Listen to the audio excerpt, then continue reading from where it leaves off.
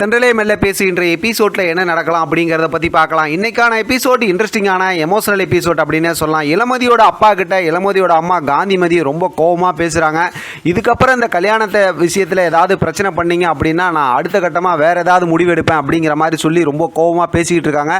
இவங்கெல்லாம் பேசிக்கிட்டு இருக்கிறத இந்த பக்கத்திலிருந்து பார்த்தோம் அப்படின்னா இளமதி கேட்டுட்டு வந்து நீங்கள் ரெண்டு பேரும் சண்டையை நிறுத்துங்க, நான் முழு மனசோட தான் சம்மதிச்சேன் அப்படிங்கிற மாதிரி இளமதி சொல்கிறாங்க. இப்போ எல்லாம் பேசிக்கிட்டு இருக்காத அந்தாண்டிருந்து லீலா கேட்டுக்கிட்டு இருந்து இதை எப்படியாவது ரிஷி சார்கிட்ட சொல்லி நம்ம ஒரு நல்ல பேர் வாங்கணும் அப்படிங்கிற மாதிரி சொல்லிட்டு இருக்காங்க. ரிஷி பார்த்தா அவங்களோட போலீஸ் ஃப்ரெண்ட்ஸுங்களோட சேர்ந்து சாராயெல்லாம் குடிச்சிட்டு இந்த பிரச்சனைக்குள்ளார யார் வந்தாலும் நான் என்ன சும்மா விட மாட்டேன், அவன் பொக்கையெல்லாம் கொடுத்துட்டான் அப்படின்னு கோவமாக இருக்காங்க. அப்போ தான் பார்த்தோம்னா கரெக்டாக லீலா ஃபோன் அடித்து எல்லாமே இங்கே நல்லா தான் போய்கிட்டு இருக்கு, ஆனால் இளமதியோட அப்பா தான் கொஞ்சம் சம்மதிக்க மாட்டேங்கிறாரு அப்படின்னு சொல்லும்போது அவரை கொன்னுட்டு தான் இந்த கல்யாணம் நடக்குன்னா அவரை கொன்னுருவேன் அப்படிங்கிற மாதிரி சொல்கிறாங்க.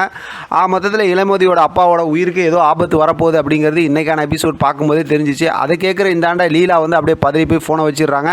மறுபடியும் பார்த்தா ரிஷி வந்து அவங்க ஃப்ரெண்ட்ஸுக்கிட்ட ரொம்ப ஆக்ரோஷமாகவும் கோபமாக பேசுகிறாங்க. இங்கே பார்த்தோம் அப்படின்னாக்கா அதாவது பரமனோட ஃப்ரெண்ட்ஸுங்களாம் இருக்காங்கல்ல, அவங்களாம் அந்த பொக்கையெல்லாம் பிஞ்சு போச்சு இல்லை, அதெல்லாம் கையில் வச்சிருக்க மாதிரி தான் தெரியுது. இப்போ அங்கே பார்த்தோம் அப்படின்னாக்கா பரமன் வராரு, வந்து என்ன ஏதுன்னு கேட்கும்போது அந்த பொக்கை விஷயமா சொல்லும்போது சரி அதெல்லாம் விடுங்க அப்படிங்கிற மாதிரி சொல்லிட்டு இந்த ஃபங்க்ஷன் விஷயமா அதாவது வந்து அப்படியே பேசிக்கிட்டு இருக்கும்போது இவங்க எதுவும் சொல்ல மாட்டேங்கிறாங்க. அங்கே போய் கொடுத்தேன் வாங்கிட்டாங்க அப்படிங்கிறதோட மட்டும் சொல்லிட்டாங்க. அங்கே வேறு என்ன நடந்துச்சுங்கிற விஷயத்த சொல்லலை. உடனே அதை கேட்டுட்டு அப்படியே பரமன் பார்த்தா கொஞ்சம் அப்படியே ஒரு மாதிரி டென்ஷனாக தான் போயிட்டார். அங்கே போனதுக்கப்புறம் பார்த்தோம் அப்படின்னாக்கா இப்போ ரிஷி வந்து ஃபோன் அடிக்கிறாங்க. ரிஷி ஃபோன் அடிக்கும்போது பரமன் வந்து ஃபோன் எடுக்கல. ஏன்னா ஃபோன் எடுத்தால் எதாவது பேசுவாங்களே சொல்லி ஃபோன் எடுக்கல. மறுபடியும் ஃபோன் அடித்து ரிஷி வந்து பேசும்போது பார்த்தா இளமதியோட குரல் அப்படியே குரல் மாற்றி பேசுகிறாங்க. இந்த மாதிரி இங்கே வந்தோம் ரிஷி, இந்த மாதிரி ஒரு பிரச்சனை இந்த இடத்துக்கு வாங்க அப்படிங்கும்போது இப்போ பரமன் வந்து பதறி அடித்து அங்கே வராங்க. அங்கே பார்த்தா ரிஷி இருக்காங்க. ரிஷியை சொல்லவா வேணும், சும்மாவே வந்து பரமனை ரொம்பவுமே வம்பிழுத்து ஏதாவது வந்து ரொம்ப இரிட்டேட் பண்ணுற மாதிரி பேசுவாங்க.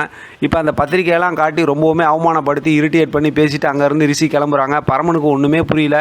ரொம்ப பெரிய ஒரு யோசனையோடு தான் வீட்டுக்கு போகிறாரு. அங்கே போனால் பார்த்தோம்னா பெருசு, அதாவது இளமதியோட அப்பா வந்து பேசி எங்கே இளமதின்னு கேட்கும்போது மாடியில் இருக்காங்க, சொன்னால் எதுவுமே கேட்க மாட்டேங்கிறாங்க, அங்கேயே தான் இருந்துக்கிட்டு இருக்காங்கன்னு சொல்லும்போது இப்போ ஆறுதல் சொல்கிறதுக்காக பார்த்தா ரெண்டு பேரும் மாடிக்கு போகிறாங்க. இப்போ பரமன் வந்து இளமதிக்கிட்ட பேச ஆரம்பிக்கிறாங்க. பெருசு, அதாவது வந்து இளமதியோட அப்பா வந்து கீழே இறங்கி போயிடுறாங்க.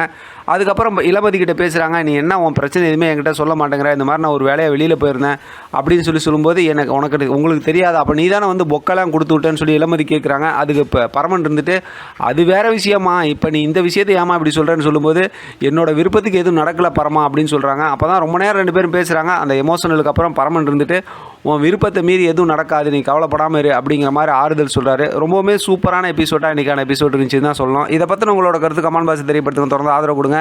தேங்க்யூ ஃபார் வாட்சிங்.